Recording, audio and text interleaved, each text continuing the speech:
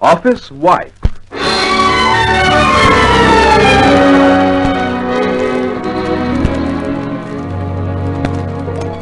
The story of the girl who married her boss and of the girl who took over.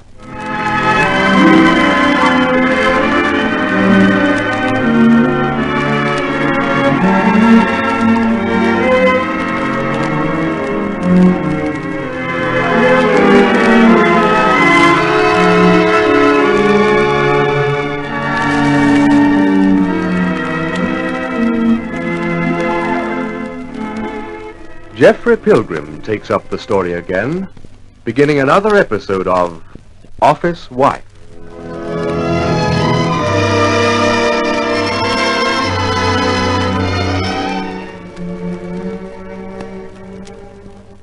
After that scene with Stella in Harry Palmer's flat the other night, I should have asked her to resign, and I know it.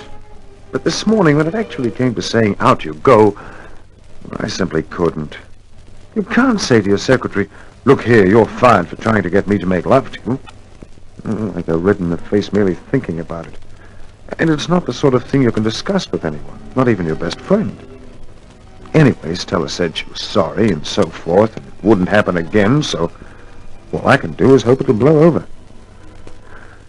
Thank the Lord I told Marcia about this, instead of leaving her to find it out for herself. Well, how's the time? 5:30. Yes, Mr. Pilgrim. Who's down there, Millie? Any of the girls left? No, I'm the only one here. Oh, well, I wonder if you'd switch off your board and run up here for a minute. You can take a list of trunk calls I want you to book for me first thing in the morning. All right, Mr. Pilgrim, I'll come right up. Oh, what did I with that list? Oh, I see. General Foundries, H.L. Monks Limited, Underwood Tobacco, New Process Magnesium. What the devil? How did they get onto here? Mistress Bronson is slipping a little. Not like her to make a mistake, like... Oh, good girl, Millie. This won't take you 2 minutes. Here's the list if you can read my writing. I want that one, so you'll have to make a copy. Hello, what's the matter with you? No, it's all right, Mr. Pilgrim. You've been crying. What's the trouble? Oh, just let me write those names down and go home, please. Here, this won't do. We can't have our crack switchboard operator in tears. You sure you wouldn't like to tell me? Come on, sit down. Well, if you promise not to say anything, it's Harry Palmer. Oh, what's he done to you? He hasn't done anything, Mr. Pilgrim. It's only that he and me, well, we've been going steady and now he won't hardly speak to me even. Going steady? You mean you were engaged or something? Oh, we hadn't got that far. Now the only one he ever takes anywhere is that Stella Bronson, and I know she doesn't want him. It's only to take him away from me. Oh, if he doesn't do something about her soon, I'll make him. I'll tell what I know about him, and then Just a minute, what was that?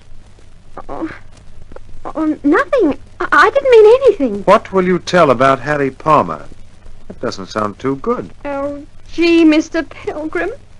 Now I've put my foot in it. I say, Jeff, hello? What's going on here? Oh, it's all right, sir. Millie's a little upset. Yes, I can see that. Why? I'll explain in a few minutes. Very well. I'll be in my office. Grab that list and make a copy, Millie. I'll pick it up on my way out. You won't say anything to Mr. Fleming, will you? No, I won't say anything to Mr. Fleming. Just run along. Oh, sorry to have kept you, sir. What was it? Fuller wants to see you in the morning at his office, and he wants you to bring along, where is it? Yes, here we are. Oh, yes, I was talking to him about these contracts on the phone.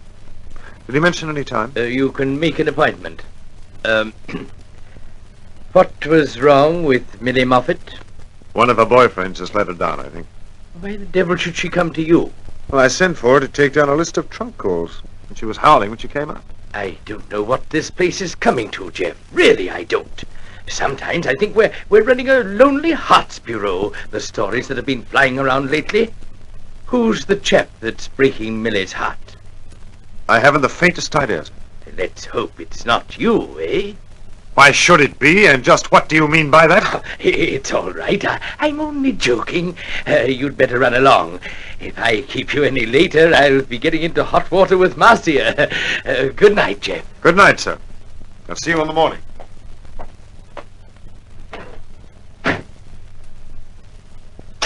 You still there, Millie? Yes, Mr. Fleming. Come up to my office at once, will you? I'll only keep you a minute. All right, Mr. Fleming.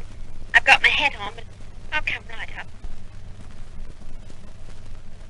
Now then, Millie, what were you crying for in Mr. Pilgrim's office just now? Mr. Pilgrim promised he wouldn't say anything. Neither he has, young woman. I'm asking you. It wasn't anything, really.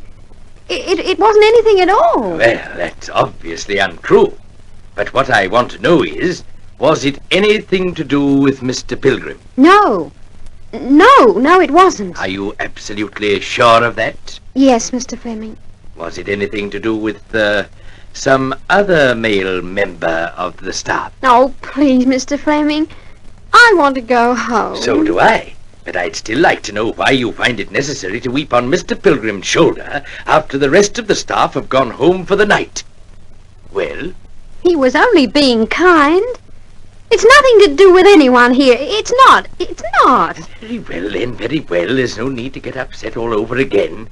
But for your own good, as well as for others, Miss Moffat, I suggest that next time you want to have a cry, you do it in the company of one of the typists. If you don't mind me saying so, it looks a lot better. That's all. Just try and remember it. Particularly with Mr. Pilgrim.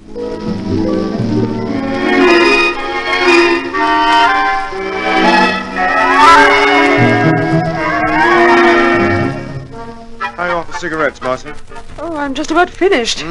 Oh, hang it. I'll have to run down the street. Oh, before you go, what's news from the office? Nary a solitary thing. What did Stella have to say about last night?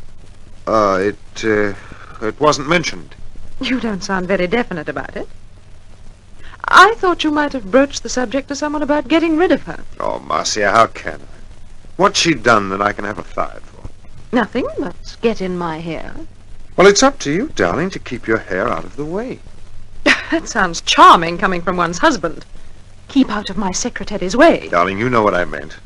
You're not going to have a mood, are you? No, I'm not going to have a mood. Oh, look, why don't you hop down and get those cigarettes? Then we can lock up and relax. Oh, good idea. I won't be more than 10 minutes. I can't go to Uncle Tressady yet. I can't go to Percy Fleming. Oh, how can I get Stella Bronson kicked out of the firm? Wonder if Harry Palmer would help me out. At least it's an idea. Oh, Jeff's out. Bayside 4337's Harry's, I think.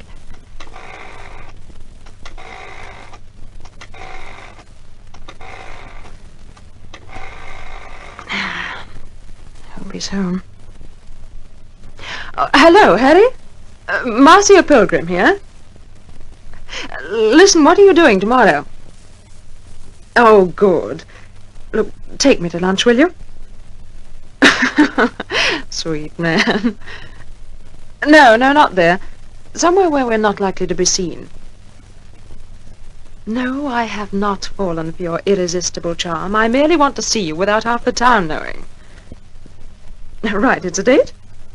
Well, I'll be at the corner of Mount and Virginia Streets at 1:10 then. The tobacconist shop corner. Right, Harry. Goodbye now. If I can't get rid of you by fair means, Bronson, then we'll just have to do it by foul. Oh, silly Jeff, he's forgotten his key. Why, Mr. Fleming, come on in. I won't stay, Marcia. Is Jeff home? Oh, he's just this minute gone down to get some cigarettes. You'll wait, won't you? Oh, if he's not going to be too long. Well, come on in by the fire anyway. There was a telegram for Jeff from up north just as I was leaving the office, and as I was driving right past your front gate, I thought I might as well drop in. Glad you did. We haven't seen you for ages. How long will Jeff be, do you know? Well, 10 minutes, I should say. Oh, I won't wait then. We can make a social call some other time. Here's the telegram. Now, what was I going to ask you? Oh, yes. Would you do a little something for me? Of course I would. What is it? There was a rather mysterious little occurrence at the office late this afternoon, after nearly everyone had gone. I came upon Millie Moffat crying her eyes out in Jeff's, not in his arms exactly. Millie Moffat? Yes.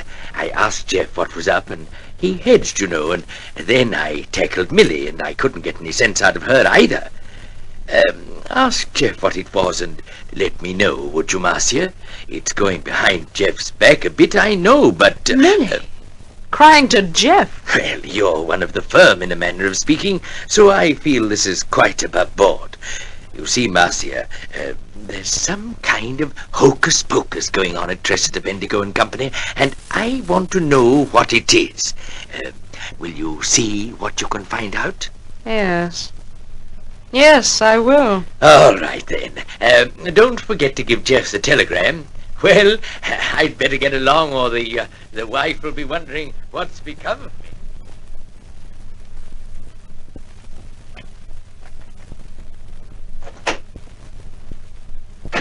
Here we are, Pet. 12 tips for you, planes for me. Come on in, Bluebeard. What is this, a gag? What's going on between you and Millie Moffat, darling? Anything you can tell your wife?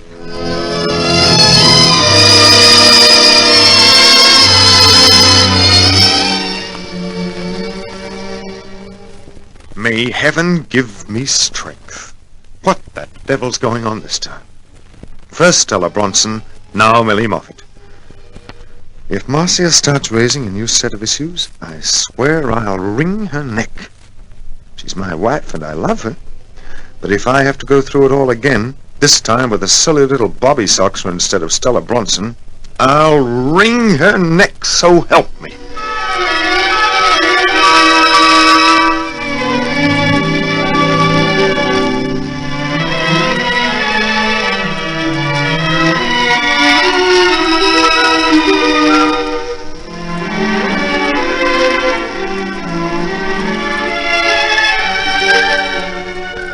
We invite you to listen to further episodes of Office Wife, written by L.J. Hardy, a Donovan Joyce production.